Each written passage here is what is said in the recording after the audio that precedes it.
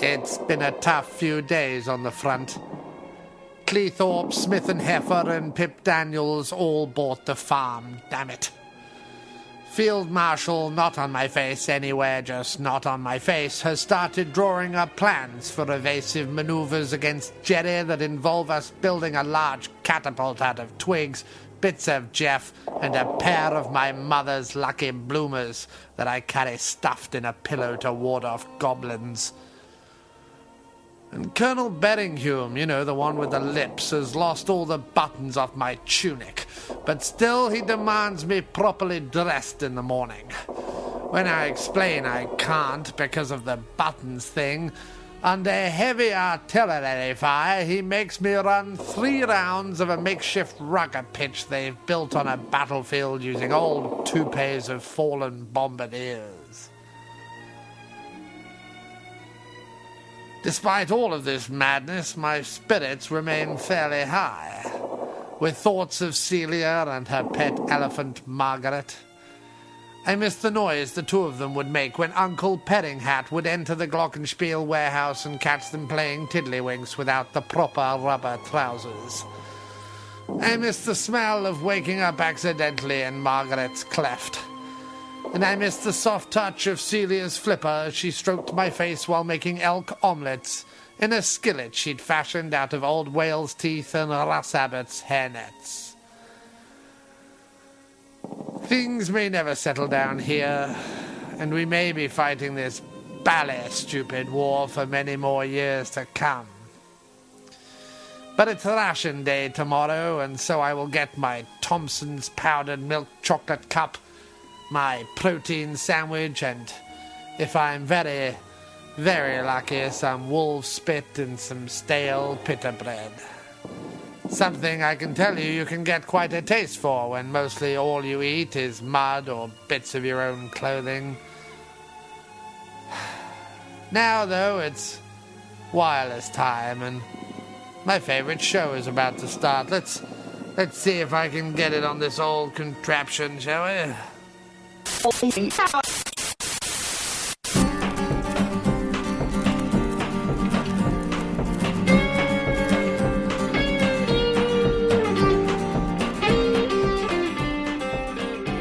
You're listening to the sweet sounds of the After Movie Diner with your host, Jon Cross. Hello. Yes, just put it over there. Put it over there. Oh, you got that all wrong, you fucking idiot. Hello, and welcome to the After Movie Diner. Before we get to the wonderful film discussion that we had this week, we actually received a voicemail. Let's roll it, shall we? Hello, my name is Henry, and I'm from the city of Los Angeles, and I've been a long time listener to your podcast. It's just absolutely the greatest thing I've ever heard, and I totally appreciate all the hard work and effort you put into making such a wonderful podcast. Man, I just can't express how much I just totally enjoy listening to you guys. I love Jim, I love John, I love all the other guests, and I totally just can't believe the hard work and effort you guys put into it. I wish I was that talented and I could come up with something like that. But anyway, please keep up the good work, and I'm looking forward to listening to the further episodes. Thank you guys very, very much, and you guys are totally awesome. You guys rock. Well, Henry, if you do exist, of course we do. We're awesome. You clearly stated that. But no, who knows who this Henry guy is? The first we've heard of him. I don't remember Henry writing in or a voicemail from him in the past. But my goodness, what praise. It's almost enough to make a man jump out of bed in the morning and say, you know what, today I'm going to do more podcasting.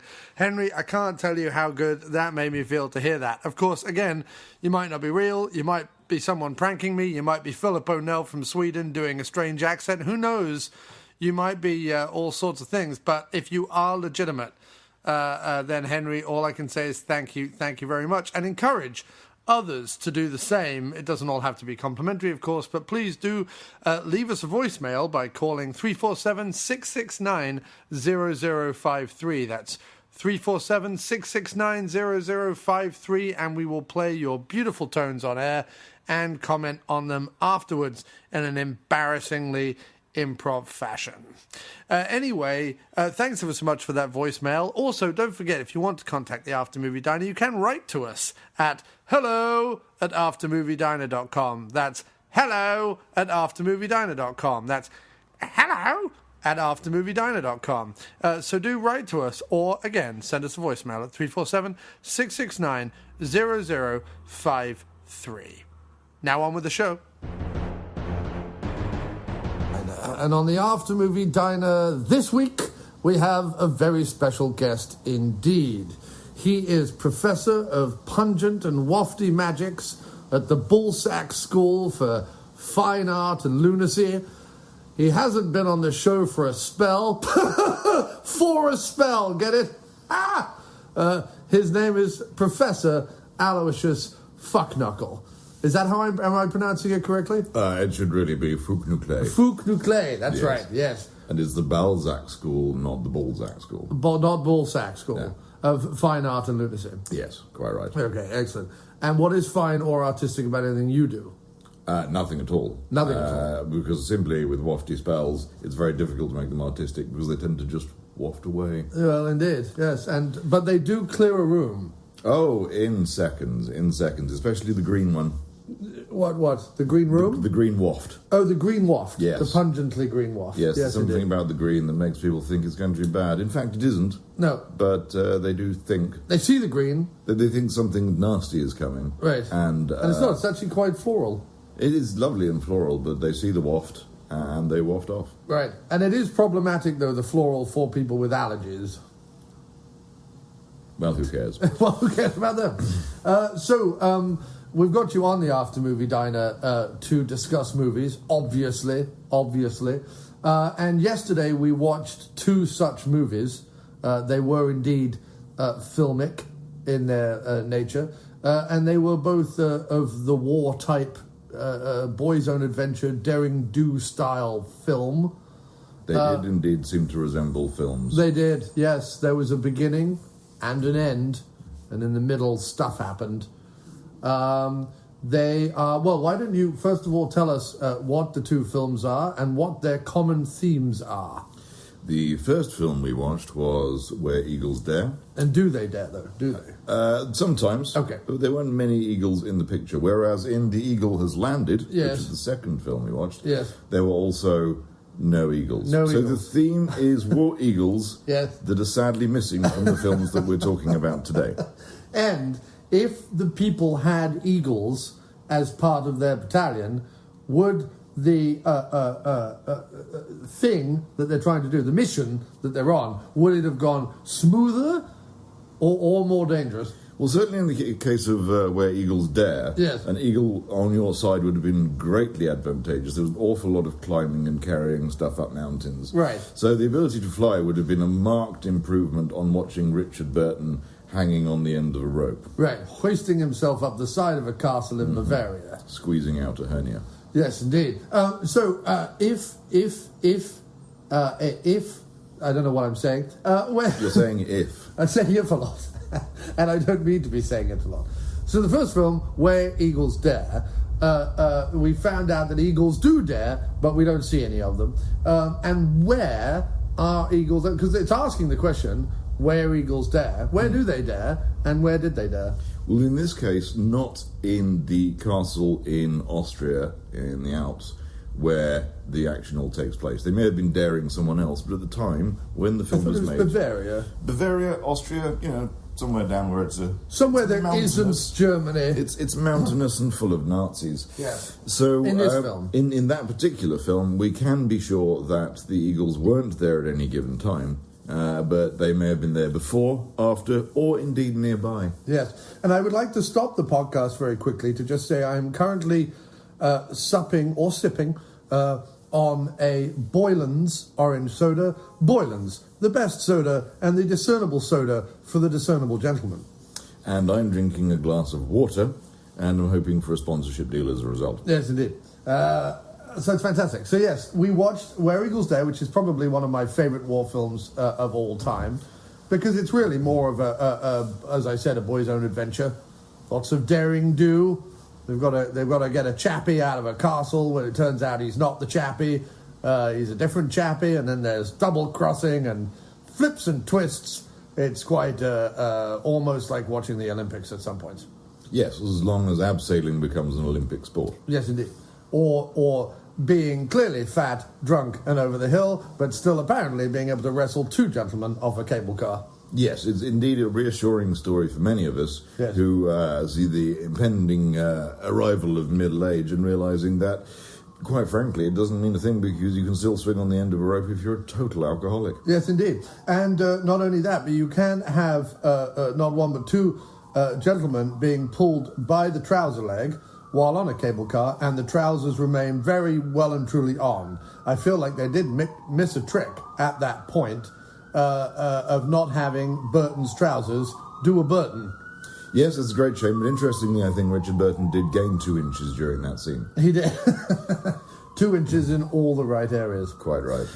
So why don't we back up a little from the whole cable car fisticuffs? I'm terribly sorry about the commotion and police action that seems to be going on outside.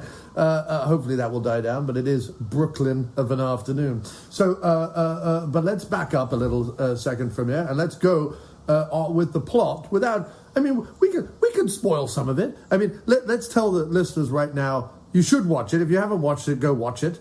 So now we can kind of talk spoiler-free, but go watch it because it is great, and you would concur? Oh, absolutely. Excellent. So now why don't we go through just briefly the plot of Where Eagles Dare? You start and I'll jump in. Well, it begins with a plane flying through said mountainous region. No sign of eagles. Although if you look carefully down into the valley floor, you do see someone doing a blue wafty spell. Yes. Which is frankly more about dentistry than it is about clearing a room. Yes. And this plane flies through the mountains for a little bit. And over to you. Were there any beards at all? Beards? Sorry, birds. Were there any? There wasn't any beards either. No one beards, had a beard. No beards, no birds. No beards, no birds. Frankly overlooked by the director there. Yeah, it's called Where Eagles Dare. They're flying through the mountains. First of all, no eagles, yeah. But not even a hawk, not even a sparrow, not even a tit hedge or whatever they're called. A nuthatch. A tit hedge? I don't know what it is. Other names which we can just sort of dab together and try and make a bird out of them. A tit nut. As long as it's got tit in it, we can make a bird out of it. But I'm saying, there wasn't even a no sign of a tit whatsoever. No tits. Well, Mary shows up later.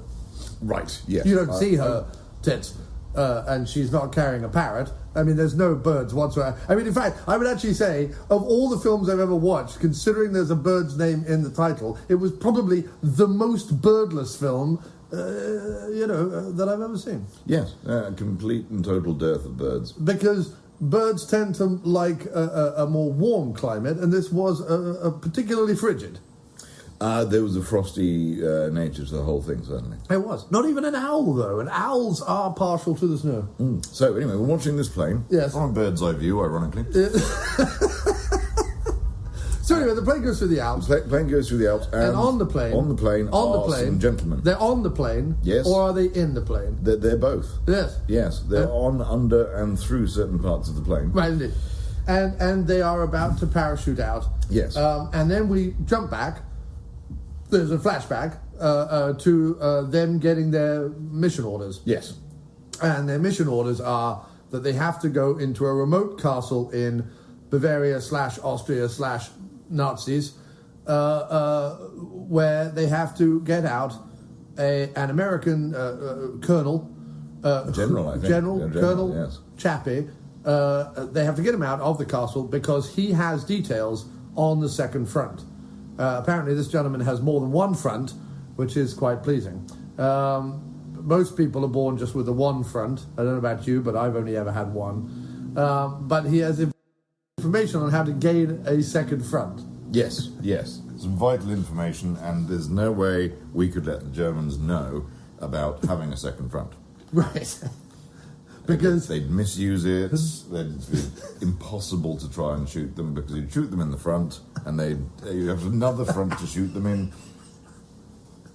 and all of a sudden they'll just go around and stab you in the back, which you only have one. You only have the one back. Yes, but they would have two fronts. There's never a second back. Never in my entire history of military knowledge have I come across a second back. No. So, there's a lot of chappies who are like, well, why don't we just bomb the castle, and why don't we do this, and why don't we do that? And they're like, well, we can't do that, and there's lots of reasons why, and da-da-da-da-da. So in they go, bunch of people. So they land on the side of a mountain, and we then see, tucked away in the dark recesses of the plane, Mary... That's how you pronounce that name. Yes, they all jump out. Grandmother to Midge, I believe. Yes, quite so. Who co-wrote Do They Know It's Christmas? And I've heard from people who have been to Africa that they're well aware of Christmas and that song is pretty wrong. Right, well, we'll write him an angry letter later. Well, it's because of all the missionaries. They told them all about Christmas. Right. Yes. Yes, well, they have to have something to talk about. Yeah. So they all jump out of the plane, or the gentlemen jump out of the plane before Mary magically she emerges appears. and then she jumps out of the as plane. a surprise person to be jumping from the plane. Right, and we've got Richard Burton, Clint Eastwood, and a bunch of Also runs. knobbly-headed character actors. Yes.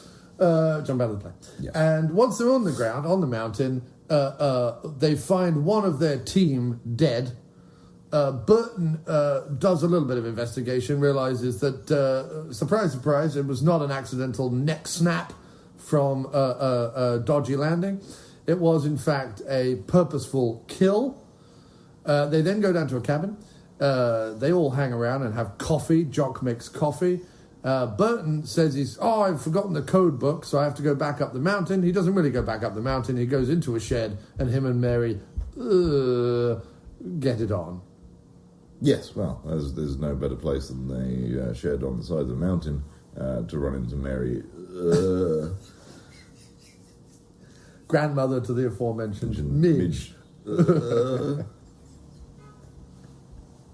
So anyway, so there's more hiking, lots more hiking, and Yeah. they're heading for this castle in the Austro-Bavarian Nazi Hungarian environment Nazi, that's lacking yeah. in eagles. Yes, that's lacking in eagles. And along the way, there are, as we say, their members are being picked off, and it is clear that something is afoot and amiss, or a Mrs. Foot, or a Mr. Foot. But someone's missed something. Yes. And other people have died. But there's a scene in a beer hall where there's almost tits in that one, and there's certainly cleavage. Well, there's cleavage, absolutely, but no sign of birds. No sign of birds whatsoever.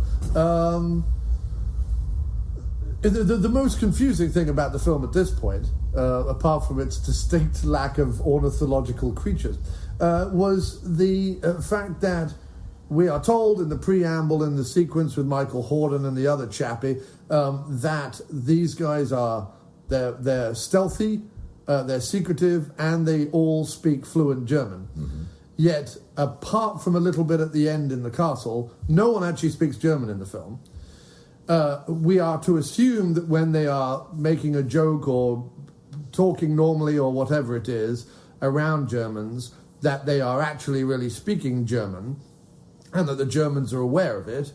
But then there's also sequences where at a German bar, they're clearly talking about the mission very loudly at a German bar, which doesn't make sense because of either one or two things is happening. Either they're talking about the mission in English, in which case some chappie would be like, hang on a second, those two chappies up at the bar are clearly English, wearing German uniforms, get 'em, France.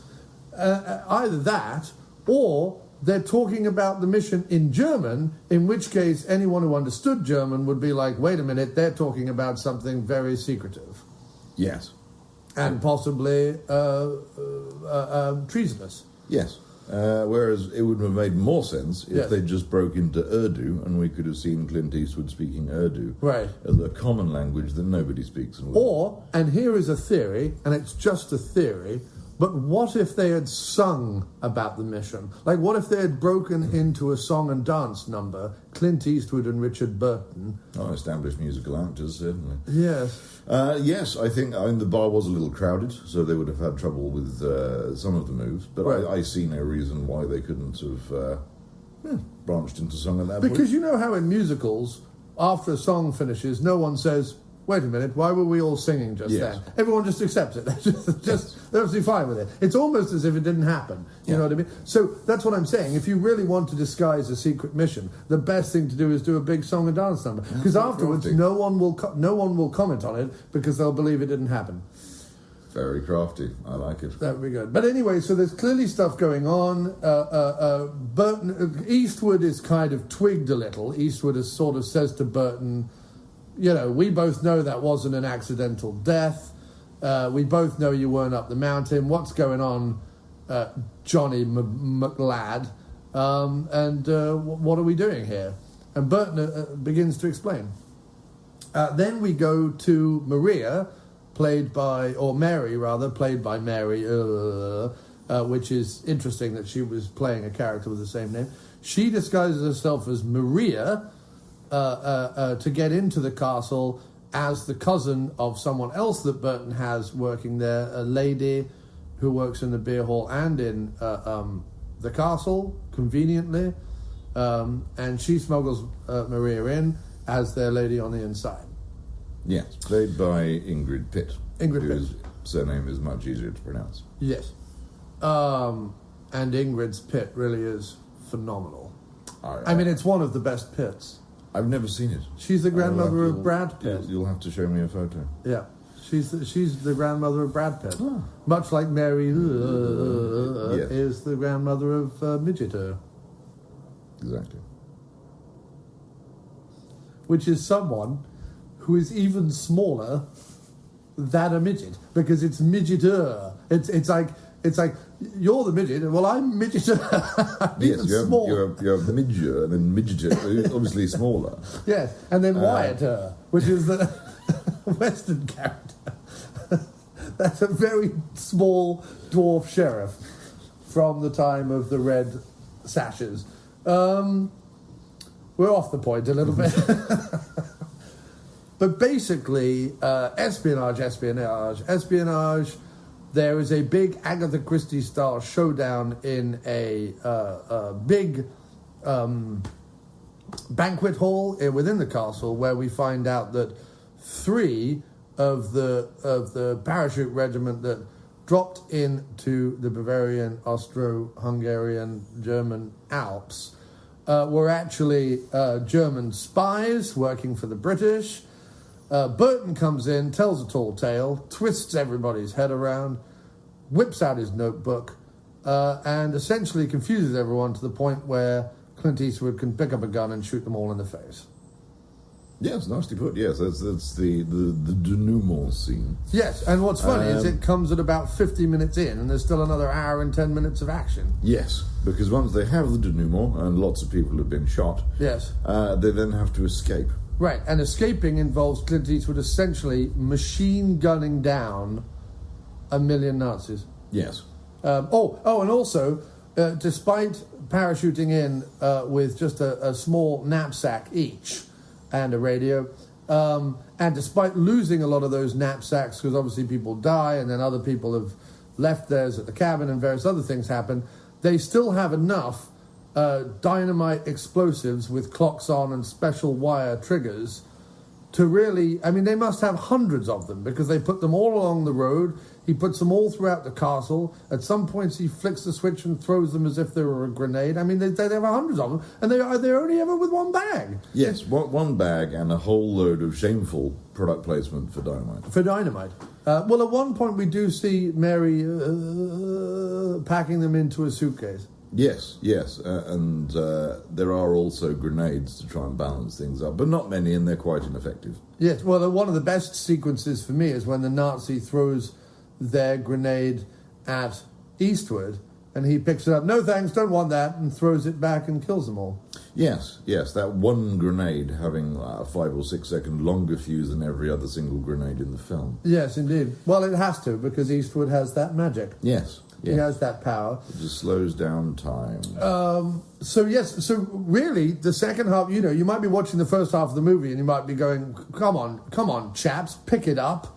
This is meant to be a war movie. Where's the boom, boom, bang, bang? And then all of a sudden, just as you're lulled into a stupor, out come the explosions. And they really do not stop for about the last hour and plus of the movie. Yes. There's a lot of running around the castle. Blowing up the castle. Blowing things up. Yes. Shooting huge numbers of Germans. Yes. Certainly never worrying about reloading guns. No. And yes, just running around. We see that they have plan. We see that they have 2 or 3 spare clips, but that's about it. Yes, the spare clips do remain firmly unused. Yes. Well, no, except when they're in the back of the bus. They're in the back of the bus. We do see them reload once. Do we? Mary hands Clint Eastwood a clip at one point. Must have missed that one in all the excitement. But yeah, so what's nice about this film is that all the things you see set up. So once Eastwood is firmly on Burton's side, you see them do a little bit of reconnaissance. You see them find a big bus with a plow on the front and some other stuff and things like that. And you're like, oh, okay, I wonder what that is. Anyway, then the movie carries on, and then all of a sudden at the very end, when they're escaping, you realize that everything they've set up in that sequence at the beginning, with when they get captured and everything, and then they push the car over the side, and then they start wiring up explosives along the road and all that kind of stuff, that all then comes back to play. Because suddenly when they have to escape, they all get in this bus with a plow on the front and go hightailing it across the Alpen roads with the Nazis in giving chase. And then they blow all the telegraph poles and all the trees, blocking the Nazis' road. And then when a Nazi motorbike and sidecar get past and keep chasing them, they then blow a bridge. The bridge over the River Allen. Yes. Which is... That's very well summed up, yes. There's a lot of running, driving, shooting, occasional bits of climbing, some bombs, and they end up back in the plane again. Yes, they do. But and then at the plane, there's one extra twist. Yes. Well, by that stage, we're at least an hour after the last twist. Yes, well, they have to have at least a twist an hour. Yes, so they need to sandwich in another twist, yes, which is delivered. Yes. What kind of sandwich would that be, then? I'm not entirely sure, but given that the guy jumped out of the plane, I probably need some sauce to go with it. So a saucy sandwich? A saucy sandwich, yes. I'm just concerned about the texture of said sandwich. Right. Because, yes, I'm sure it would be probably jelly by that point. So a jelly sandwich? Jelly sandwich because of the nature of the distance that the person fell. Right, but what if he hit water? Oh, that's a very good point. Probably a milkshake. Yes, okay. A milkshake sandwich? One would need some hefty bread to contain that. Oh, you would. It'd be actually more sort of ciabatta pocket rather than like a pocket, slice. like a pocket, yes. Like a pitta, yes. or a ciabatta. Yes, I like your thinking. Definitely a great film.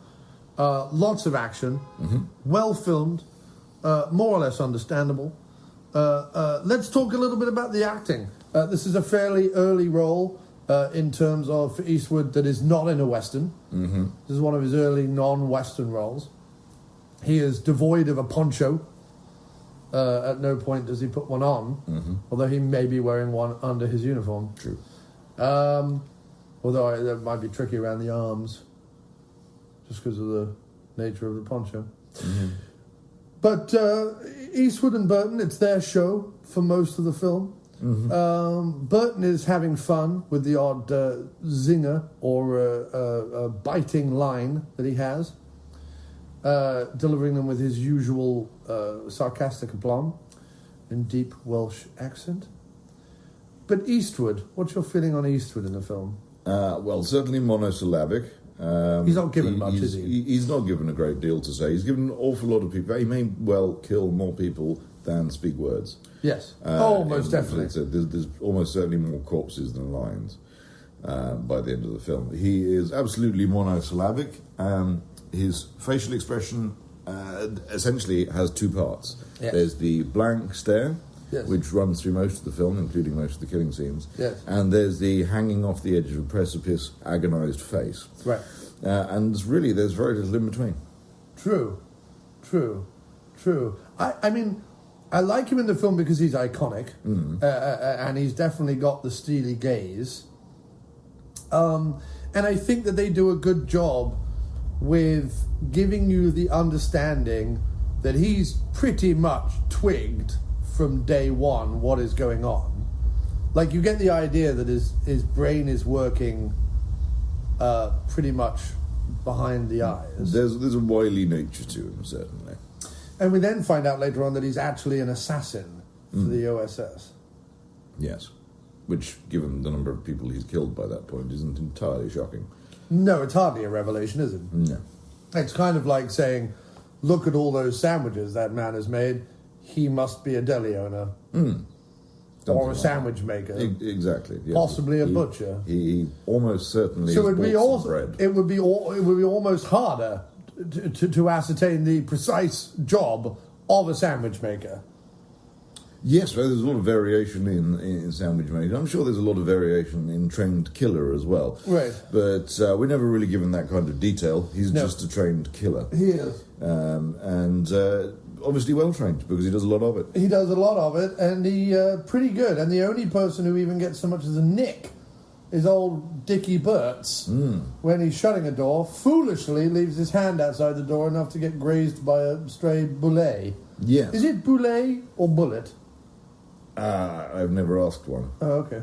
They I just thought because difficult to swap insurance details when they're going past so quickly. Because your name is Fook-Noo-Klay. Fook-Noo-Klay, yes, that's right. I wondered if boulet was pronounced that way. I don't know. I haven't asked my mother about anything other than my name. Okay. So yes, your feelings on the film, Aloysius? Overall, strangely structured. A little bit of strange pace, the way the denouement is flat in the middle of the film. Yes. And then it's interspersed either side by a lot of running, jumping, shooting, and climbing. Yes. Overall, a romp. A romp. An entertaining romp. Yes. It is held together by the chiseled jaw of Eastwood. Yes. Burton, you do get the feeling, isn't really expanding his acting chops with this one. No, but he is expanding his He's definitely expanding, and his chops are gaining size almost by the scene. Pork chops. Yeah, yes. So, overall, enjoyed it. Great deal. I wouldn't say it's a classic necessarily, but it's one of those war film romps which makes killing the Germans seem like bloody good fun. Right. I would say it is a class. I mean, I think I probably like it more than you. Mm-hmm. I take the point that it is weirdly structured, but I like the fact. I'm one of those people. I like the fact that more or less, Burton and Eastwood stay ahead of everybody throughout the whole film. At no point are they really, and Burton more than anyone. But I mean, the plot is so insanely, like by the end of it, when you realise what they were trying to do the whole way along, the plot has so many moving parts that it would have fallen apart and failed almost instantly. But it goes off really to Burton's, intrinsic planning. It goes off without more or less of a hitch. Yeah. Even when in fact they do get kidnapped because the Germans send some Nazis into the beer hall under false pretenses because they know there's some Britishers hanging around, and they say that there are some deserter officers that they have to pick up. Even then, Burton's like, well, let's get arrested because we'll do better outside than we do. Well, I think Eastwood says this as well. We'll do better outside than we'll do inside. So let's throw our hands up and go, it was us.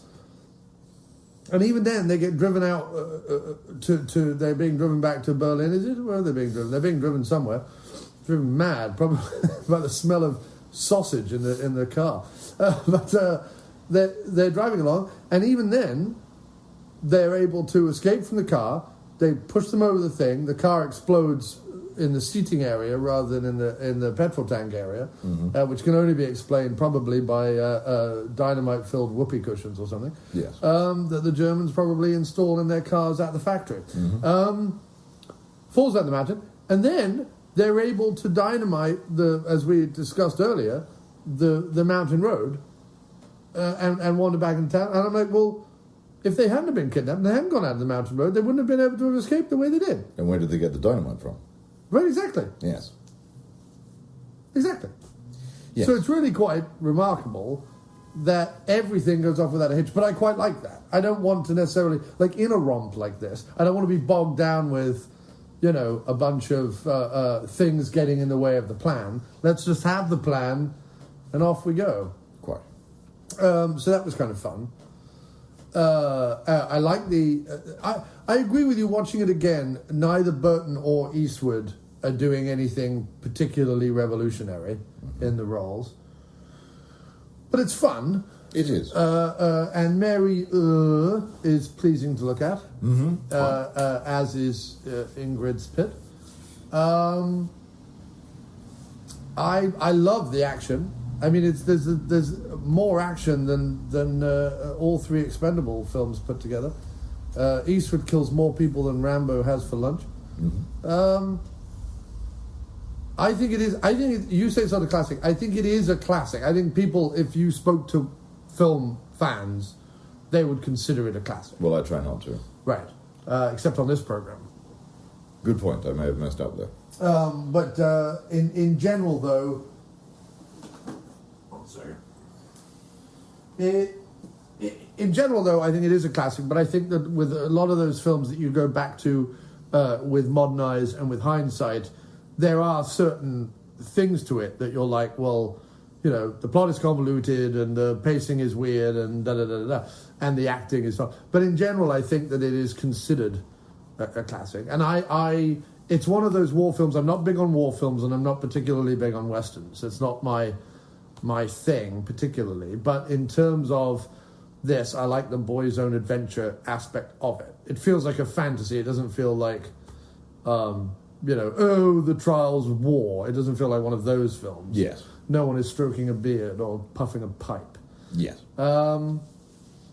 So that's what I like about it. It's just a good old... Like, it might as well be an Indiana Jones film. You know what I mean? Like, they've got something to do.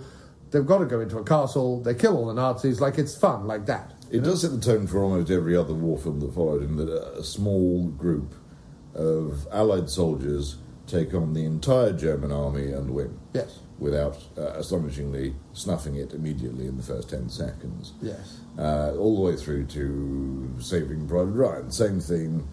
Small group of soldiers miraculously somehow defeat the entire German army. Yes. Well, that's how it went down. There was only 7 people on the Allied side who fought all... Yes, everyone else was at home with a pot of tea. Well, it did. Also ready rub. But there was... I enjoy it. I like it. It's up there for me. And I strongly recommend it. And well filmed. I mean, not you don't watch it and go, my goodness, this is David Lean majesty. You just watch it and go, well, that's bloody good.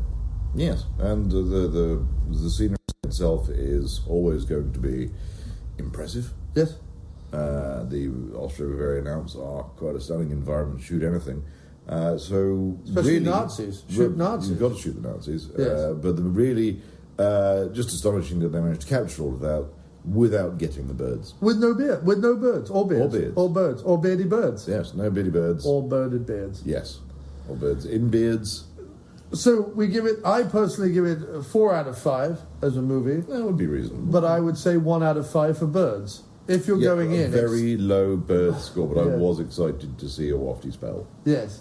But I just felt like if you were going in as a twitcher with a view, maybe you're a member of the Autobahn Society or something, and you wanted to see some majestic feathered creatures flapping through the sky, probably won't. Not the film for you. Not the film for you. So don't be fooled by a clever title.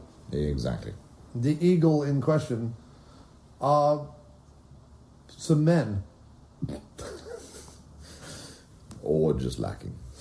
Indeed. So I think we more or less agree. I just think yes, I have a history with the film that I don't think you necessarily do. I don't, and therefore my history with the film makes me like it a bit more. But I think I think the dialogue is good and the twists and turns are fun. There is that bit in the middle where Burton's going on about something. You're like, wait a minute. Is he a double agent, a triple agent, a single agent? Yes. All the single agents. All the single agents. Yeah. For me, 3 to 4 out of 5 for being a romp. Yes. It looks good. Is uncomplicated apart from the middle 10 minutes when you have absolutely no idea what's going on. Yes. And then after that, it's all simple and shooting and banging. So, yes, 3 to 4 out of 5 for me on that one. Good. And nice to have a film of that era in which the women play a part. It is. And they are, They are considered, for the most part, equals in what they did. More or less. I mean, Burton is particularly masculine and sort of dismissive in his relationship with Mary. But apart from that, Mary is alongside Eastwood on the back of the bus, killing Nazis with the best of them. Yes, absolutely. And Ingrid played as well as a concealed agent within the Nazi camp. Concealed, yet not really concealed because of the breasts. That's true. She's true. concealed. Her agent status is concealed. It's a crafty outfit to wear, but yes, concealed where she should be and unconcealed where she shouldn't. Which is quite possibly the best kind of person. Exactly. The After Movie Diner with Jon Cross will return right after this.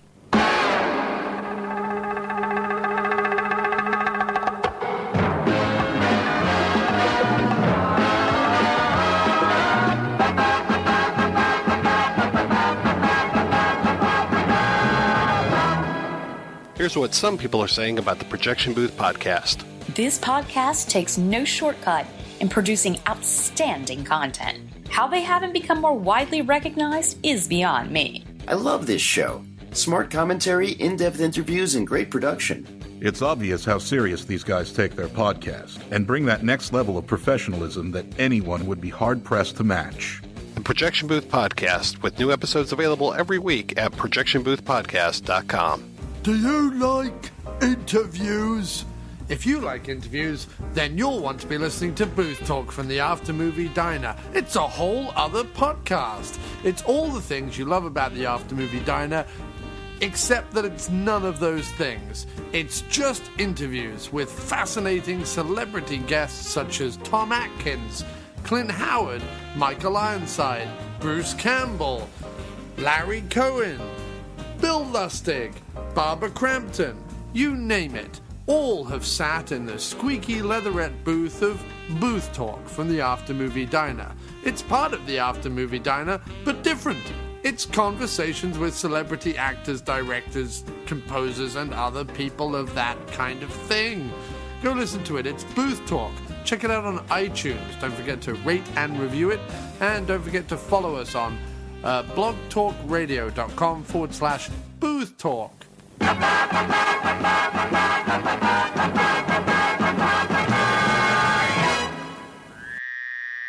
You're listening to the sweet sounds of the After Movie Diner. Support us at patreon.com/After Movie Diner, or I'll punch you in the teats. Okay, so with that, we move swiftly over to another almost birdless film. Well, in this one, the eagle has landed, and so you'd think it would be easier to spot, but it isn't. It doesn't appear anywhere. No.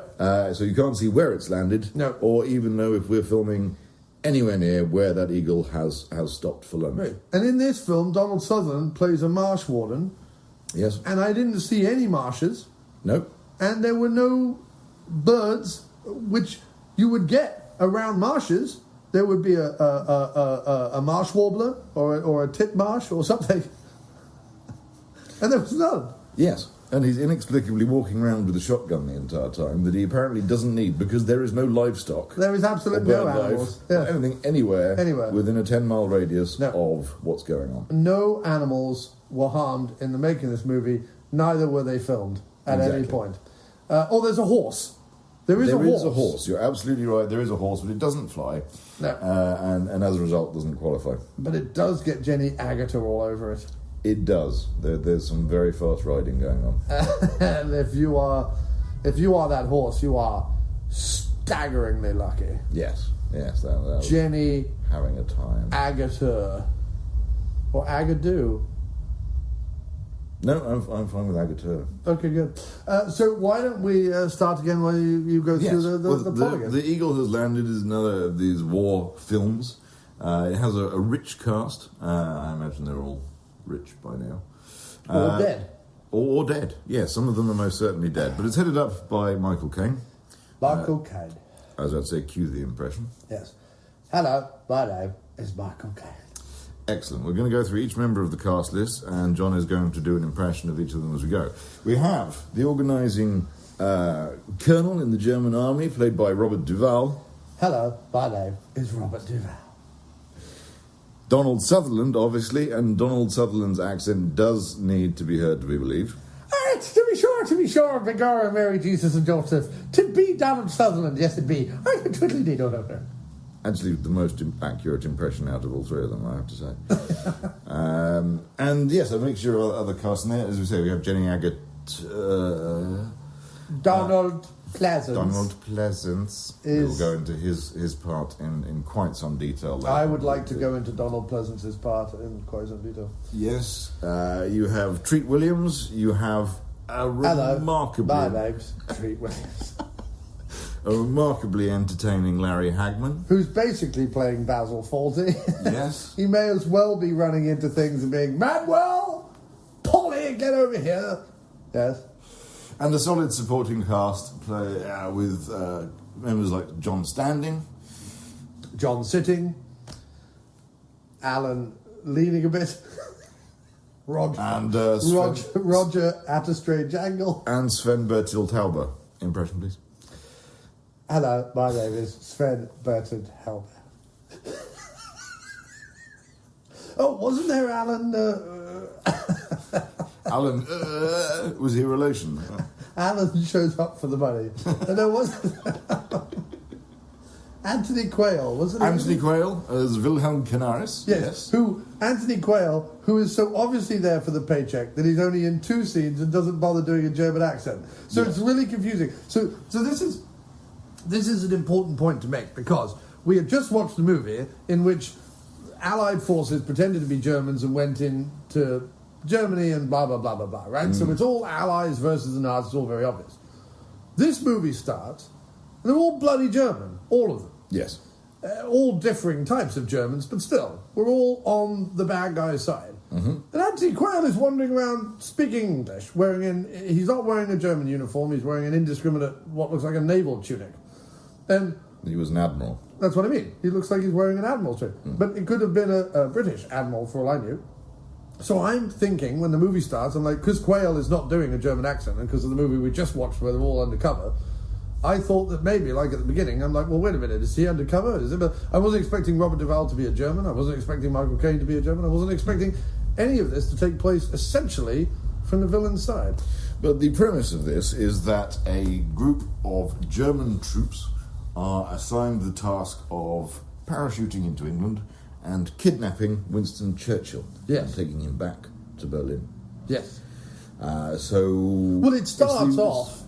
because Donald Pleasence asks Robert Duvall, what's the possibility of this? Like, could it ever be done? Right? Yes. And Duvall has shifty. And he's like, well, actually, it might be able to be done. They get some information from Starling, who is their operative on the ground in this small, quaint village of made-up words. Doesn't actually exist. In Studley Constable Butters. They find this place. He goes, you know what, if Churchill was there, it's near the coastline, it's an easy pickup, it's going to be a small town, we could probably contain it. This could actually be done. Let's run it up the old flag Poland and see what we can shake loose. So then he goes to see Pleasence, who's playing... Heinrich Himmler. And says, we could do this. And he gives him a little letter that says, go on, chaps, have a go. From Adolf. Yes. Love, Adolf. Hugs and kisses. Dear everybody, do this guy a favour, would you? He seems to have a good idea. Yes. Cheers, Uncle Ad. Yes. So then, back to what you were saying. Yes. Parachuting. So they assemble a crack team. A crack team of paratroopers, led by Michael Caine. Yes. Hello, I'm Michael Caine. Thank you. And I'm a bloody German. Now, Michael Caine is a hero. In this one, he has all the medals. He's a German hero. Yes, German war hero. German hero. Not a hero to me. Not a hero to me. I don't want him. He's considered in his own army group as a hero. Yeah. He has every single one of the medals. All of the medals. Every single one. He collected all of the cereal boxes. Yes. And he literally every single addition to every medal. So everybody loves him until he rescues a Jewish lady from being transported to somewhere we can only imagine is not very pleasant. No one's getting pudding. No, I wouldn't think so. No. And so he rescues said Jewish lady, puts her onto a train while arguing, yelling and fighting with the German soldiers who are tasked with putting everybody on the train. So he puts her on a different train, and then she immediately gets shot. He gets arrested, as do all of his men. So he then goes from being a hero to in a little spot of bother. Right, but essentially that scene is to set up the fact that Michael Caine and his crack team of crack people, who are only loyal to him and to Germany, that these are German soldiers loyal to Germany, but not necessarily loyal to the Nazis. Yes, they're loyal to the country, not the bigotry that is suddenly rampant within it. Yes, it's a scene that's really subtitled, "Not all the Germans are bad." Right. But it still has the stereotypic SS colonel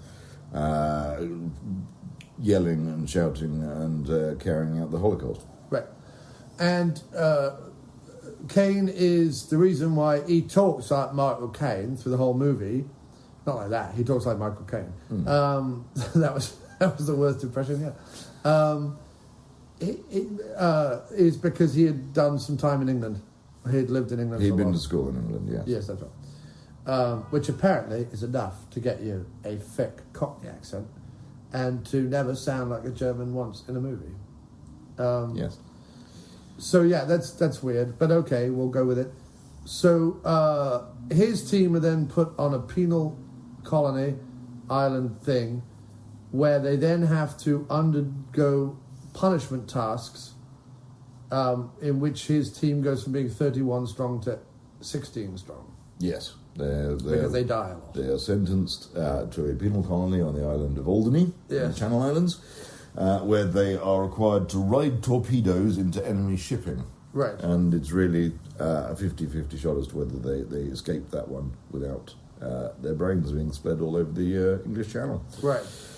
So yes, they reduce in numbers very fast. I have to say that one of the things that came up throughout the movie was that not a lot of this was very clear. This was all with hindsight that it was explained. This was me explaining it. Yes, that's what I mean. Yes. Well, isn't your middle name Hindsight? Isn't it Aloysius Hindsight? There's two names. Heinz Zeit. Oh, okay. From a German ancestor? No. From Switzerland. Okay. And Essex. Oh, interesting. Yes. Heinz, traditional Essex name. East in England. Oh, like old Jeffy Heinz. Yes. Oh, yes. okay. Right. Of sauce fame. Indeed. Yes. Who made the pickles? So by hand sometimes. By hand. Well, often. Bach. So yes, carry on. Should I? Right. So Duvall finds Caine and the remainder of his men on Alderney and offers them the chance to parachute into England and kidnap Winston Churchill. Yeah. And shockingly, they all say, yes, what's a marvellous idea. Now, in the meantime, Duvall has recruited Donald Sutherland, yes, who wanders into the movie with a drink, yes, and a cigarette, yes, and spends the rest of the movie pretty much with a drink and a cigarette, yes, in a bid to prove that he's Irish. Yes.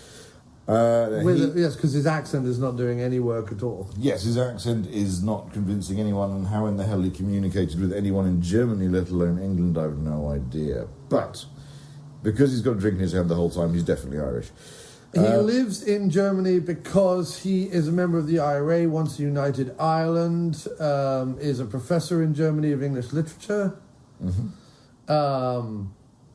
And what's ironic about this film is that Michael Caine was approached to play his role, and said, "I'm not bloody playing anyone from the IRA. I will, however, play a Nazi." So, even though it's a Nazi that doesn't agree with the Nazis, he's still playing someone on the... Yes. Like Ireland just wanted a united Ireland. Hitler wanted all the Jews to die, and then all the blacks to die, and then all the gays to die, and then to take over 2/3 of the world. Yes, all of these people seem to have that in common. They have very clearly defined goals. Right. And Sutherland is a united Ireland, and he is appointed to be the person who will fly in advance. Yes. And prepare the way for the paratroopers. So he will pretend to be an ex-soldier, and he becomes the marsh warden in this village where the kidnapping is to take place. A small sleepy town. Exactly. And so we see a bit of that, and then suddenly, like, it shifts a little bit, and all of a sudden it becomes about Donald Sutherland and Jenny Agutter having a sort of flirtatious thing that out of nowhere apparently is suddenly a love affair. It's immensely frustrating because there's a beach scene which is highly romantic, but no seagulls. Right. No seagulls. No eagles, no seagulls, no hawks, it's just no ridiculous. There's nothing to see there Not so apart much. from an incredibly fastly developing romance between Sutherland and an incredibly fastly developing Jenny Agutter. Yes. Who informs us that she's going to be 19 soon. So don't worry, everybody, it's not creepy. Yes, not creepy in the slightest. Especially with Sutherland's face. And car door ears. Yes. Which almost look a bit like a bird. It's as close as we get. It's as close as we get. Yes. His hair is ludicrously ginger and floppy, which look a bit like a plumage. And he's absolutely got the beak. And he's got, well, most definitely got the beak, my goodness. If anyone was the most beaked actor, was maybe an actor that should have been awarded an Oscar for beak acting. Yes. It is Donald Sutherland. Yes, so he wanders around romancing Jenny Agutter and preparing the way for all of these paratroopers in this sleepy little village in the east of England. Yes, and then I feel like at this point there's a lot of extraneous nonsense. Like, for example, the character of Arthur, who wants Jenny Agutter and is in conflict with Donald Sutherland, Donald the Beak Sutherland. Yes, it gives Donald Sutherland the chance to box him, but then the next time we see him, Jenny Agutter puts 2 barrels of a shotgun into his back, and that's it.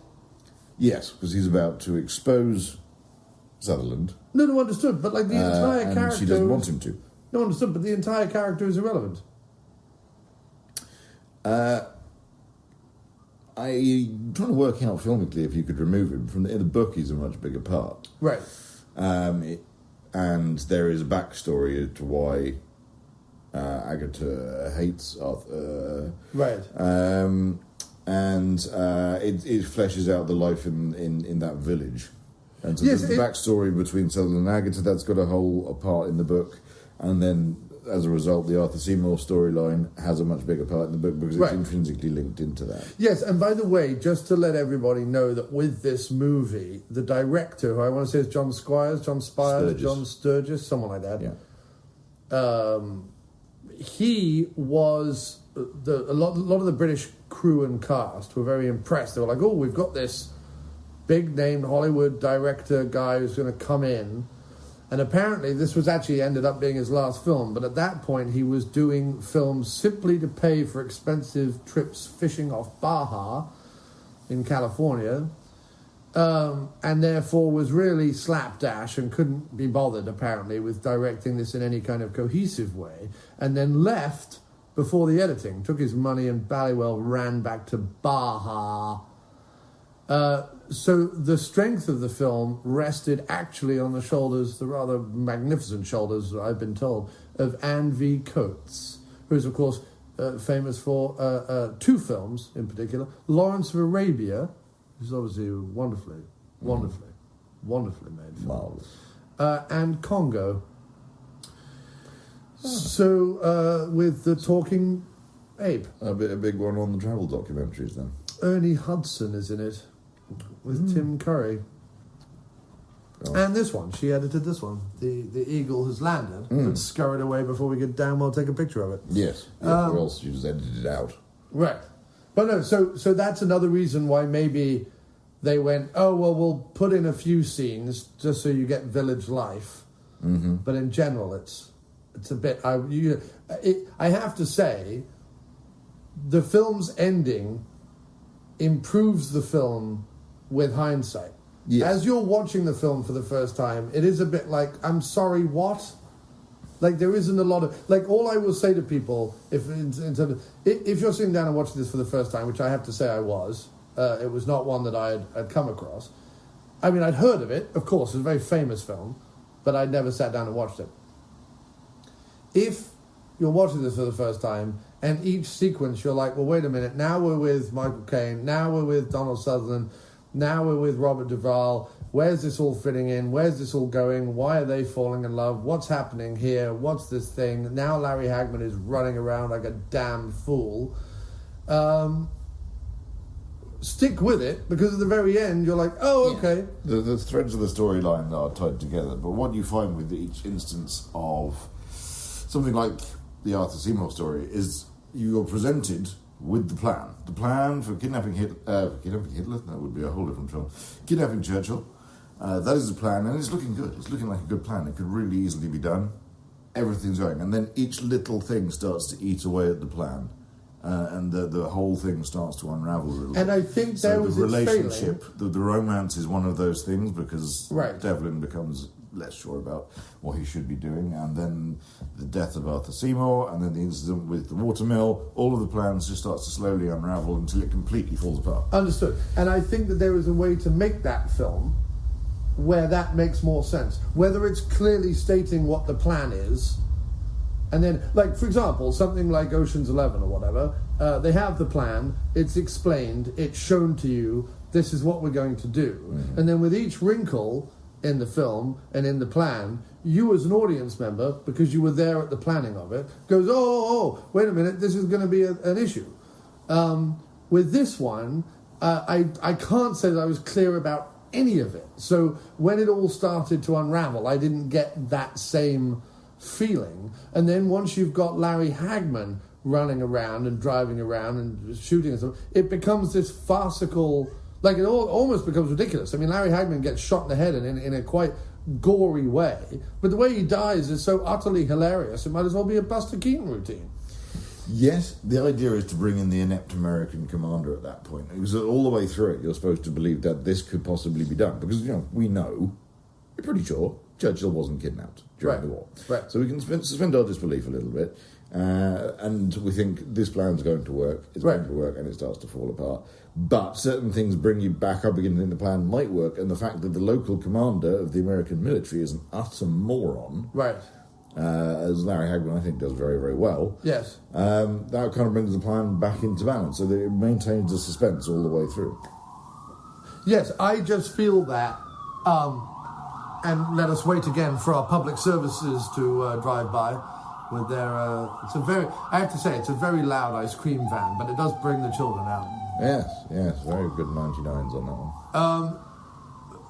I understand what you're saying, and I think that maybe watching this again and again, knowing what I was in for, I would certainly be able to maybe get more wrapped up into it and understand it. Mm. I think I was watching it after Where Eagles Dare, waiting for a moment where Caine went, oh, really, I'm a double agent, or a sequence where the British ran in and helped everybody or saved everybody, or a bit like I don't know that I was definitely knew what I was in for, and therefore as the story unfolded, I was a little unsure of where it was going and what was going on. So I think I was waiting for something that was never going to come, and I think it didn't do a good enough job of, you did, because I was able to stop it, and you were able to explain it, and you were like, well, in the book this happens, and this is why this is going on, and da-da-da-da-da. But I don't think the film itself, for someone watching it for a first time, understandably with the wrong expectations, and understandably with maybe the wrong attitude to begin with, I don't think the film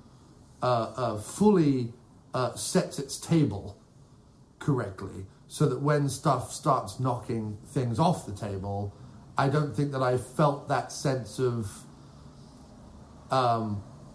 dread. And also it's difficult because on one hand, we don't want the plan to go right because we're allies, so we're watching the movie and we're like, well, we don't want them to succeed. So it's a difficult premise because you're asking an audience member to side with the Germans on the hope that the Churchill does get kidnapped, and in which case then the tension works because you're like, well, we really want this plan to go through. But at no point do I, watching the movie, want the plan to go through. So I don't really care if it falls through or not. In fact, I want it to fall through. I want it to be foiled. I want it to be... So that's where it's difficult to kind of... It's a classic anti-hero protagonist. You don't want Michael Caine to fail because he's a very decent human being, as we see in lots of examples, and you like the character that he's playing. I'm not sure that I got the character that he was playing. Okay, well... I like the character that he's playing, but also you don't want him to succeed. So you've got two conflicting views there, and you don't know how it's going to end up being resolved. So you have to maintain that level of tension. And I don't think it did for me. Okay. But that's because I think that I didn't understand what the film was going to be. I didn't understand who all the characters were. I understand that Caine has inspired loyalty. I understand that he's been heroic. I understand that he doesn't want Jews to die. And I understand that, he makes this big speech. In fact, it's his undoing. But he says, we will wear our German uniforms underneath our Polish ones because they're masquerading as Polish paratroopers on detail or on regiment, on training. And he says, we'll wear our uniforms under here because should the shit hit the fan, we will go down fighting on our own terms for our own country. Mm-hmm. So I understand that about him. But that doesn't, as an audience member who is on the side of the Allies, that doesn't necessarily make me root for him.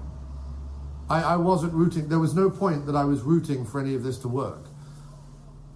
So I don't know that I got the feeling that, I kept waiting for something to happen and then it doesn't, and then at the very, very, very, very, very end, it does, and you kind of like the rest of it all makes sense to some extent. Yes, it's not the traditional war film in that there's very little in the way of the constant, the shooting, the bombing, the dynamite that you get in Where Eagle's There. Right. It's essentially a thriller with a war film ending.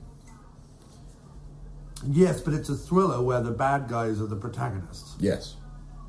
Which is interesting. I'm not against that. It's a good concept, I guess, or it's an interesting concept. But I think that I am so used to, the good guy, bad guy dynamic, that watching a film in which it would almost be better if it was kidnapping Hitler and it was a bunch of Allied soldiers. You could still have the same thing of it all falling apart and the cheeky chappies and the weird characters and the loyal characters and the crazy Irish guy, whatever it is, but then it would be more, as it fell apart, it would be almost more kind of fun, but you would also have the tension. You'd be like, no, this has to happen, and then, it would be almost, the ending wouldn't work. You couldn't do the ending if the plan was to kidnap Hitler, because then suddenly the Germans would be revealed as being bloody geniuses. But, up until that, I would rather watch Allied guys trying to kidnap Hitler and failing because of their greed, arrogance, lust, whatever, which is essentially what you're saying. Essentially the plan is we're going to put all this stuff together, and what is going to get in our way is pride, in the case of Caine's men, because they're wearing their uniforms, so that when he gets, one of his men gets killed by the rotor of a windmill, a watermill, what are they called? Mills. Heather Mills, when one of his chappies gets killed by the wheel of a mill, his tunic is revealed. So pride reveals them and makes them... Stupidity is the Larry Hagman thing. You have... Lust, in the case of Sutherland. I guess you have a little bit of greed for power in terms of Duvall thinking he can pull this all off. And in terms of Himmler trying to impress the Fuhrer. And Himmler trying to impress the Fuhrer, because it turns out that Adolf hasn't sanctioned it. Himmler has just said, let's pretend he has, off we go, and if it all works out, I look like a bally genius, and if it doesn't work out, we can shoot Duvall in the head. Yes. And actually, if I'm on anyone's side and feel sorry for anyone, it's Duvall.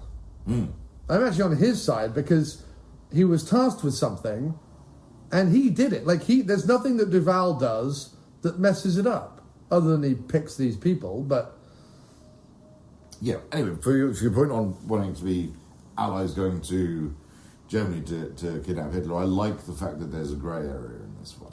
Whereas, admittedly, there's a lot of swapping of loyalties and where Eagle's there, and you're trying to work out who is loyal and who isn't. There's the good guys and the bad guys. Right. And that's a clear line. Whereas in The Eagle's Landed, you have a grey area, because almost everything you see the Germans do is designed to make you like them. You've got the one who can play the organ in the church, and you have the one who gives up his life rescuing a small child. Right. And they rescue, or try to rescue, a Jewish lady. So everything is to indicate that these are good Germans. We are supposed to, if not like them, we can empathise with them. So it becomes a grey area where the American... And I think the problem with that... The American colonel's a moron, and we're not supposed to like him. Right. And Larry Hagman does it very well. So we have a mixture of characters that we're supposed to like and sympathise and empathise with. So it doesn't give us a clear, this is what we really want to happen at the end of the film. You let the film play out and maintain that suspense in it. Yes, I just... the difficulty then to me is I think that maybe, and I don't know why this is, I don't know whether it's the script or whether it's just the way he was playing it, but I'm not sure that Caine is charismatic enough in the role to have me... I understand his men. Like, I kind of almost side with his men more than I side with him. I just don't... there was just nothing about the... Like, Caine needs to be the leader of a ragtag bunch of East End Cockney privates who are... Italian job. Right, no, but in a war film, like, he needs to be like, come on, Chepsisco, fucking dun dun dun dun. Like, it needs to be more, and it didn't work in this. I mean, I know he's trying, but it didn't. To me, it didn't work. And then what's really weird is it then essentially becomes like a shootout in a small English town that was very much like the towns that you and I grew up in. Yes. And what was incredible was then I got into... When they start, like, machine gunning things and bazookaing things and all the rest of it in this very, very small, sleepy town where literally there is, there's the reverend of the local church and there's the groundskeeper and there's the guy digging graves. Like, there's, like, a handful of people in the pub. There's a handful of people that we meet in this town.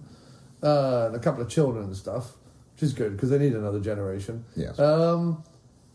And it was such a small, sleepy town in England that I then became obsessed with the fact that they were firing off a lot of guns and running around graveyards and blasting in stained glasses windows of the churches. And it wasn't like it looked like sugar glass. There was proper, like, lead in between the window pane, like there would be, like they really had to smash it out and stuff. It was definitely old walls. Like, the church's walls were definitely like those old...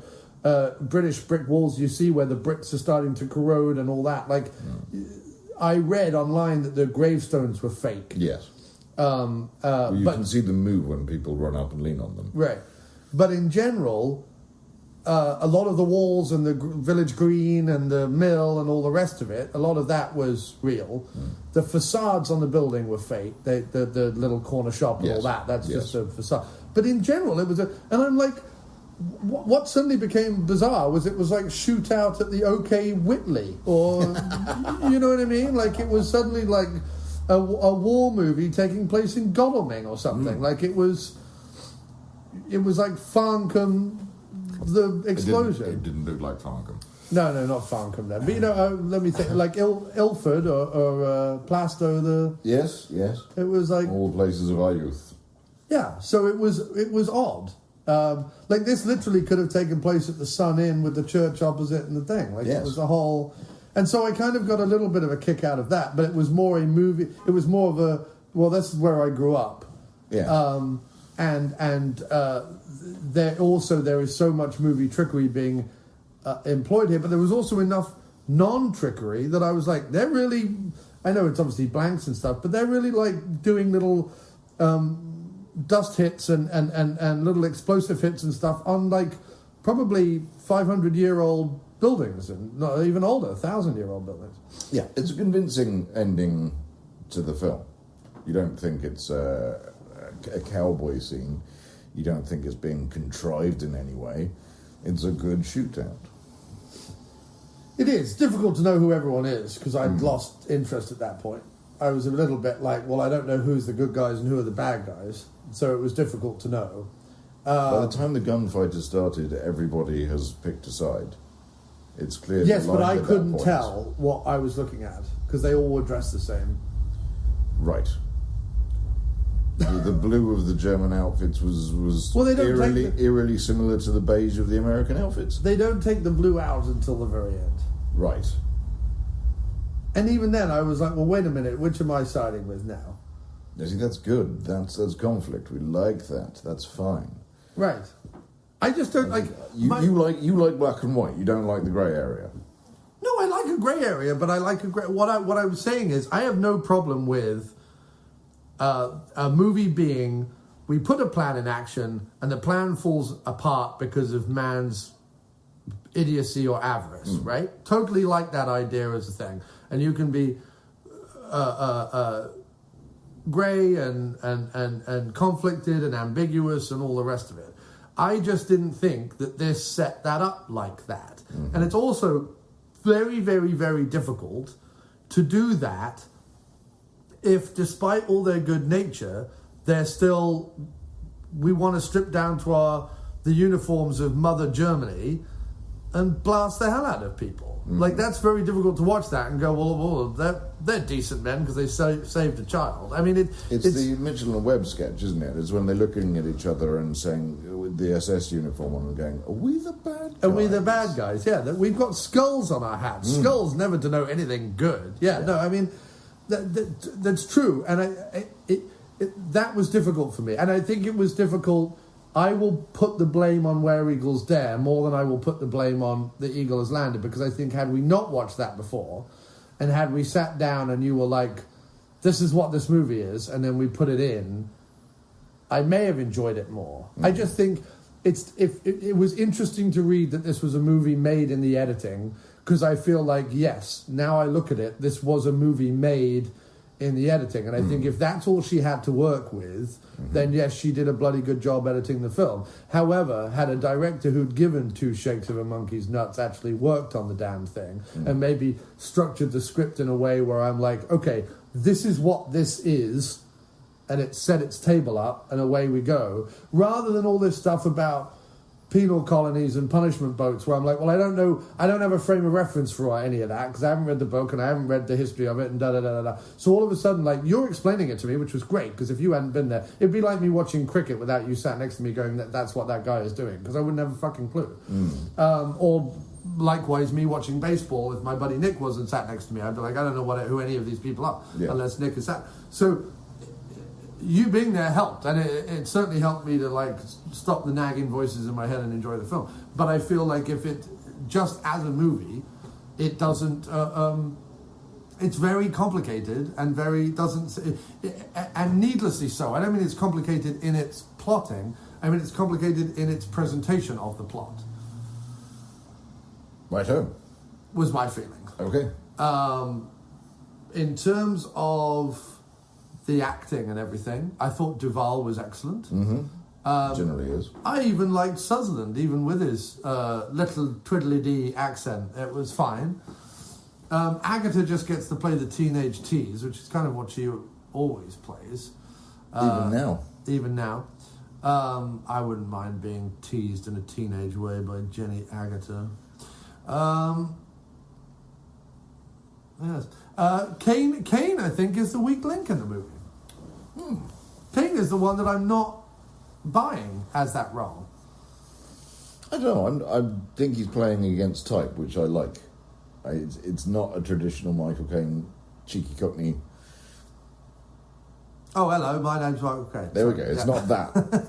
It's not that. It's a very, very different performance. So maybe that's why it's difficult to And I think had he therefore gone with an accent or gone with something that The trouble is, he's walking around being Michael Caine, but I'm meant to buy him as this. He does raise his accent rather. He's not Cockney in this. No, but he's still wandering around being Michael Caine, but just because he's straightened his shoulders and looks into the middle distance and talks about Mother Germany, it doesn't necessarily, to me, I'm just like, it's the wrong casting.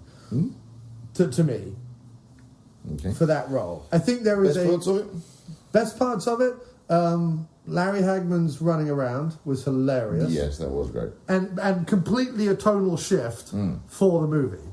Like, all of a sudden, it could have had... Like, it could have had yakety sax playing over the top of it, with Hagman running around like an American Basil Fawlty, and that was absolutely hilarious. Like, had the movie been that, I would have thoroughly enjoyed it.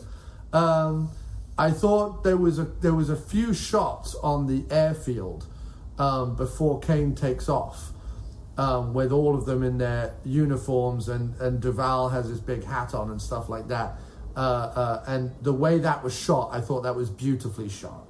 I thought the fact that there was a gunfight in an old English church and it wasn't obvious that they were shooting around the fact that they were ancient buildings, but they were actually like blowing up ancient buildings and smashing out the windows and everything. I thought that was jolly good fun. Sutherland was probably my favourite character in it. I liked him. Again, an ambiguous, selfish, consumed with everything that wasn't the plan. Like, I liked him. So it's not about me not liking kind of grey, criminal, ambiguous characters. Also, he was with the IRA. So it's not like he's on... But there was something... Like, he played the character well. Like, I followed that character and I was like, I totally understand that guy. And I don't necessarily side with him, but I'm happy to watch him fail. Like, that's fun. But again, I didn't understand the end of it, the whole letter thing, and I wrote it in a letter, and then he goes off and she stays, or does she stay, or do they go off together? Like, I didn't get any of that. None of that. But the whole ending of their story was completely confusing to me.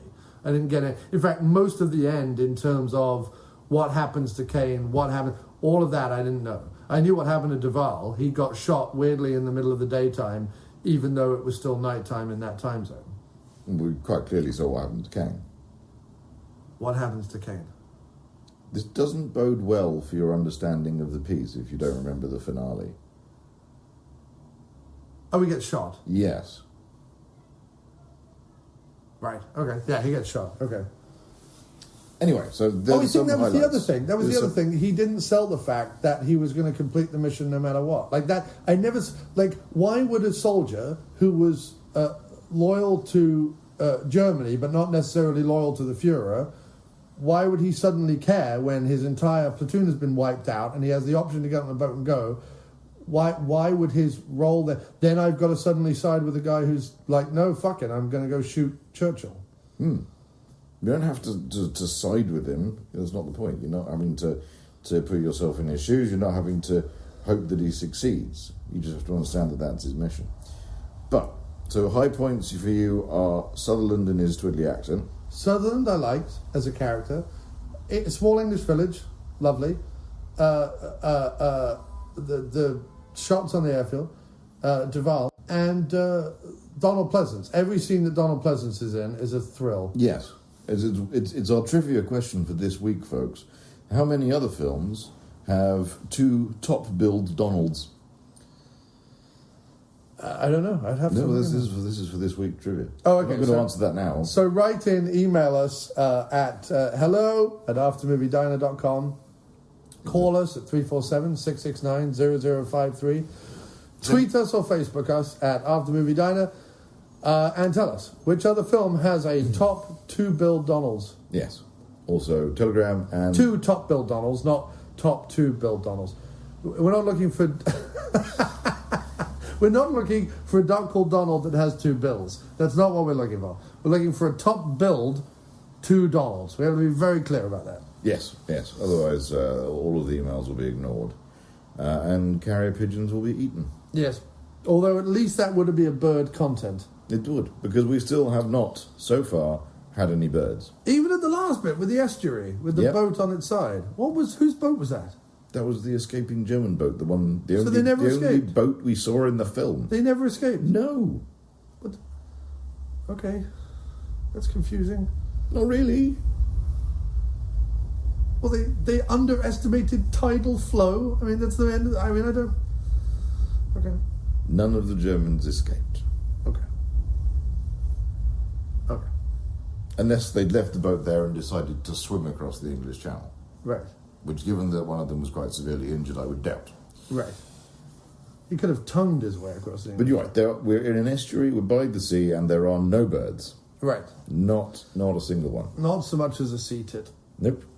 Not a sea tit, not a wave tit. No. Sandbank tit. None of them. No. None of the tits. But no, I have to say, you see, for me it's difficult. I could only, for Donald Pleasence it gets 5, because it's Donald Pleasence. Yes. As a movie it gets 3. Mm-hmm. My favourite bit about the Donald Pleasence sequences are the fact that he has not one, but 2 photos of Adolf Hitler on his desk. Yes. One is a close-up photo of Hitler's face. Mm-hmm. The other one is a posed photo of Hitler relaxing or whatever, or like posing or leaning or something. Yes. He has them staggered on his desk, but later when we go back to his office, he's moved one over to the other side. I like that, because to me that implies that at some point he's picked up the picture, yes, kissed it, and put it back down again. Put it back down again. Yeah. But I love the fact that the set dresser was like, well, how do we dress his office? And so, well, we have to have pictures of Hitler. It was almost like there was that bit where they went into the storeroom, wherever it was, in Where Eagles Dare, and they were like, how do we denote that these are German folders? Put a swastika on one of the German box files folders. now. Yeah, they're files, yeah. That was clearly like just a stuck-on swastika, you know.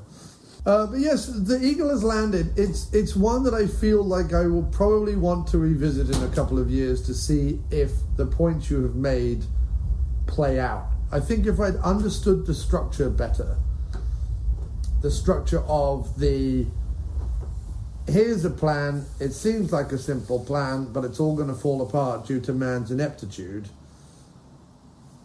I would probably have enjoyed it more had I known that was what I was in for. Yes. I like it. I think there's a level of complexity which Where Eagles Dare doesn't have, because you've got the ambiguity of each character and who you care about and who you don't care about and who the victims are.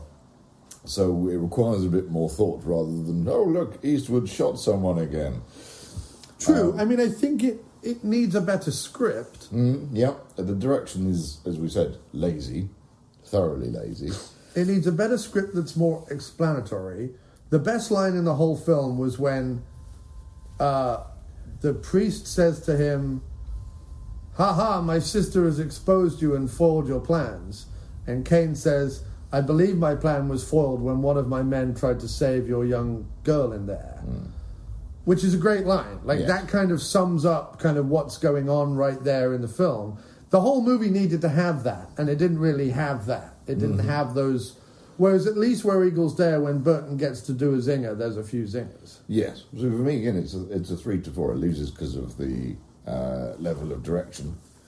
And it gains because it's got Donald Pleasence playing Himmler, and that there couldn't be much better than that. Right. And do you know, an interesting factoid about this is with The Great Escape, this movie, and one other movie, and I forget, I'm sorry what the middle movie is, but Donald Pleasence is the only actor to have played someone in a concentration camp, and then in this other film, which I can't remember, but this is on his Wikipedia page, so you can look it up, he plays... a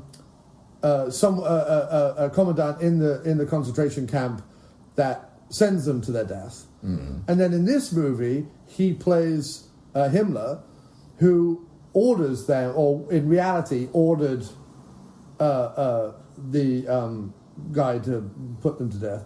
And so he's the only actor to have played all 3 roles over the course of 3 different films. That must have been very confusing for him. And he was one of the only people in The Great Escape who had actually served in World War II and been in a concentration camp.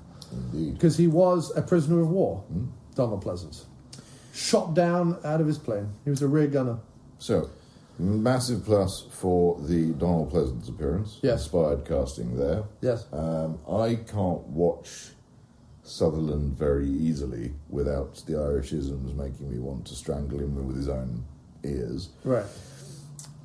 He's not doing a bad job. I mean, I've seen a lot worse. I've seen worse as well, but it's very, very unconvincing, and you can hear a lot of it's been redubbed.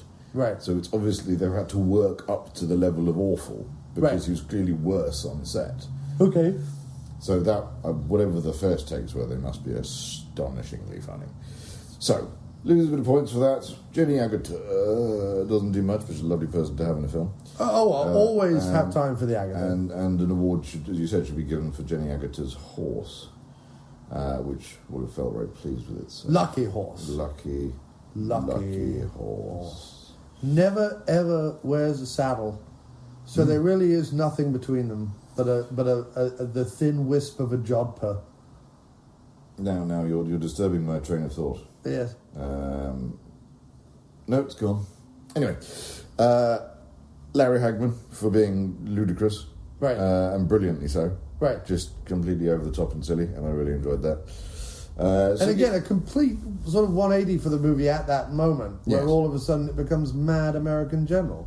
So, good points, bad points. Again, for me, I put it equally as Where Eagles Dare. It's a 3 to 4. Right. For me, probably not up to 4%, just for stars, just because it's so badly put together from a directorial point of view. Yeah. It looks lovely at times.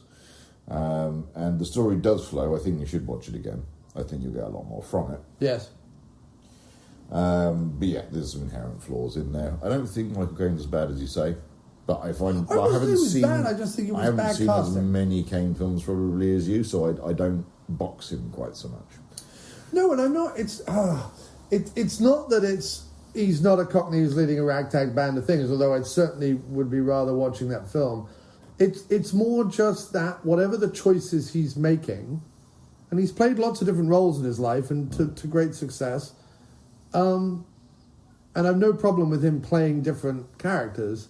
Just whatever the choices are that he's making, I'm sat there as an audience member going, I wish he wasn't doing that, doing something else. But it's again, I blame the script because I think it's a nothing part. I think that there should be much more to it. He either needs to be more soldierly in the sense that I should get a much greater feeling that he is married to the army than I do, or he has to be more have more personality. And therefore have more lines and have more... I don't remember, apart from that one bit I just said, I don't remember Caine saying very much. He goes, I'll ask my men, you know what I mean? There's little bits, but it's not... I don't know. Whereas I suppose because Donald Sutherland is talking all the time, I'm more drawn to him because I understand what's going on there. Yes. Either way, I find it... overall, it's good fun. Not really that serious a film in the end. No, it's not a serious film. It's sort of all over the place. Good, entertaining wander through a strange chapter that obviously didn't happen, or did it, in World War II. Right. And I think the ending saves it.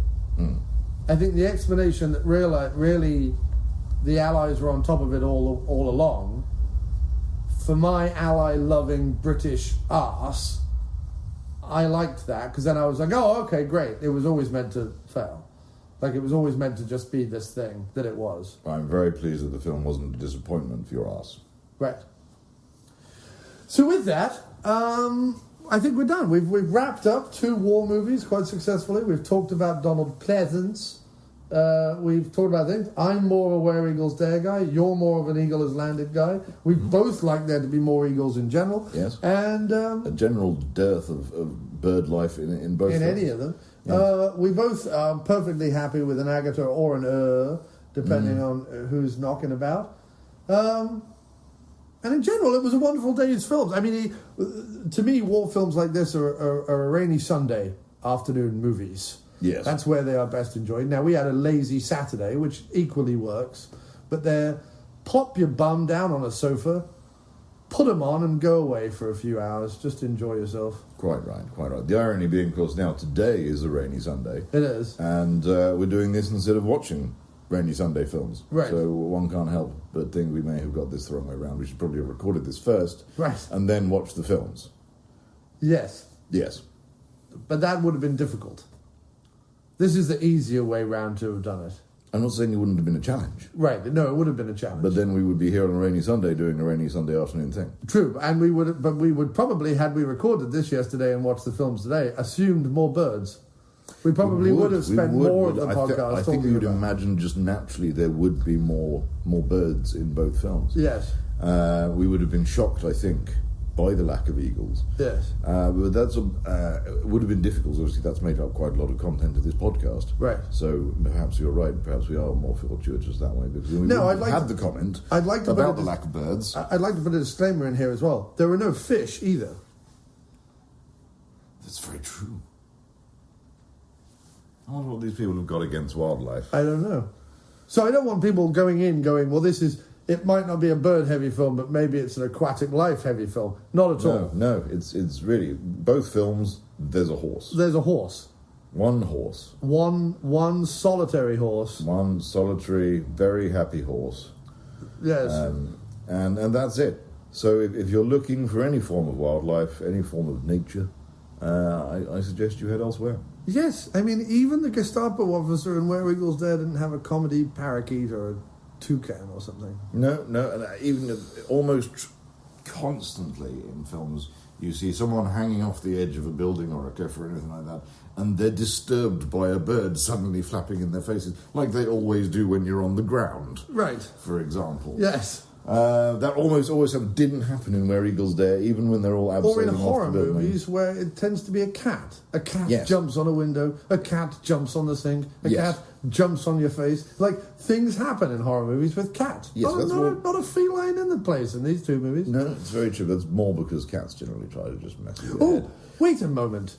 There was a dog in The Eagle Has Landed. There were dogs, because there was this whole mad side there plot. was dog whistling. There was a whole mad side plot about Donald Sutherland and his fucking dog whistle. Right. He suddenly goes all Crocodile Dundee on the dogs. Yes, another reason I can't watch it. Apparently you get a very, very angry dog and you whistle at it and it behaves. You whistle at it and point at it. Yes. Not something I would try at home, kids. In the same way that with Crocodile Dundee, if you're rampaging water buffalo, just hum and do the little finger thing, Yes, and it'll go to sleep. Whistle and wiggle your hand, and then people try it. And There were dogs. There were dogs throughout The Eagle Has Landed. Yes. You've ruined our theory there. So where eagles dare, no animals whatsoever. No animals. Not even a dog. No.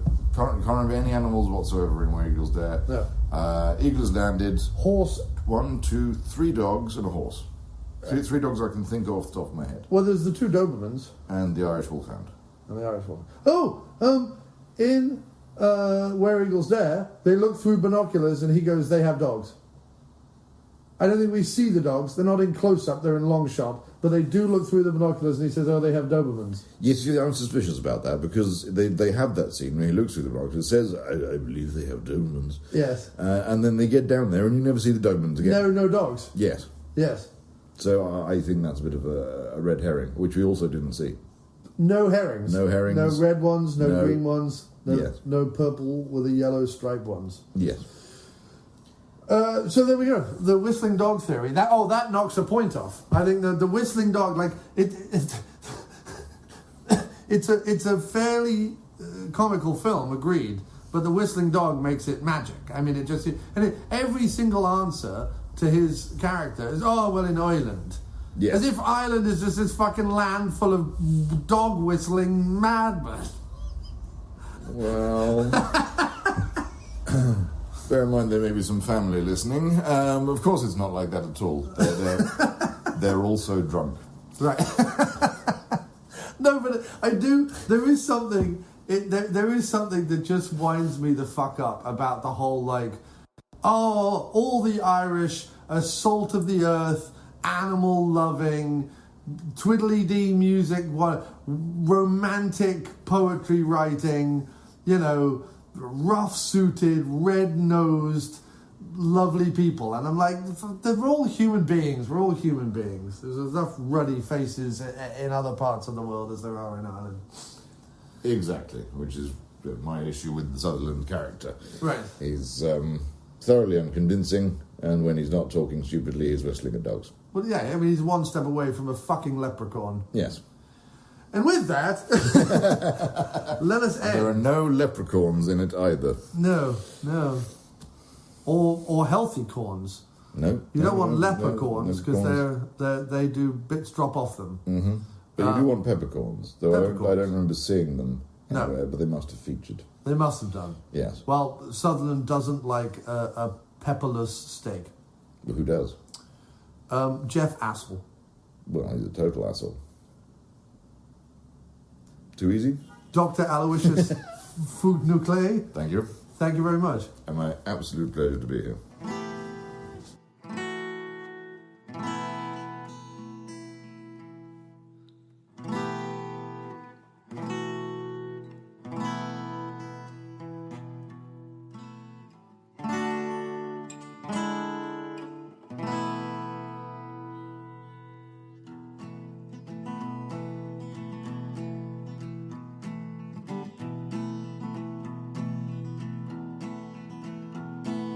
Years after his experiences in the Stalag Luft One, it was time to go back to a POW camp for our bully hero Don.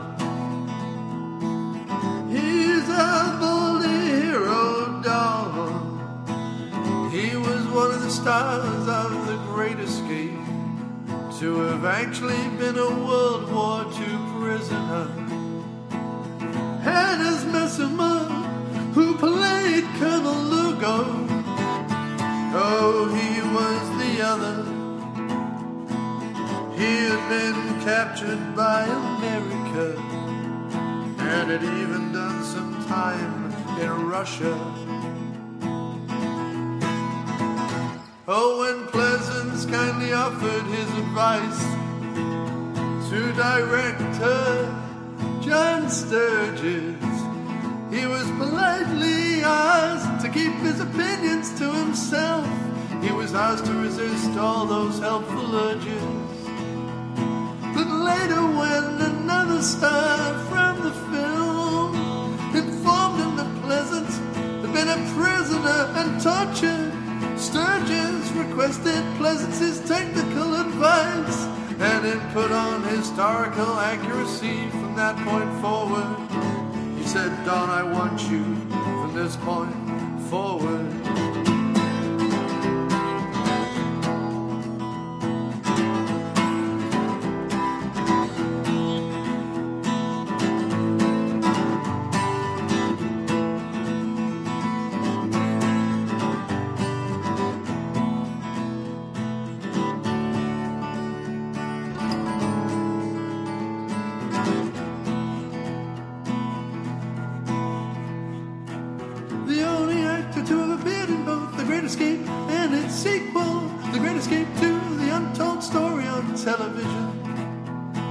Ironically, he played one of the would-be great escapees in the first film, and one of the German executioners in the second.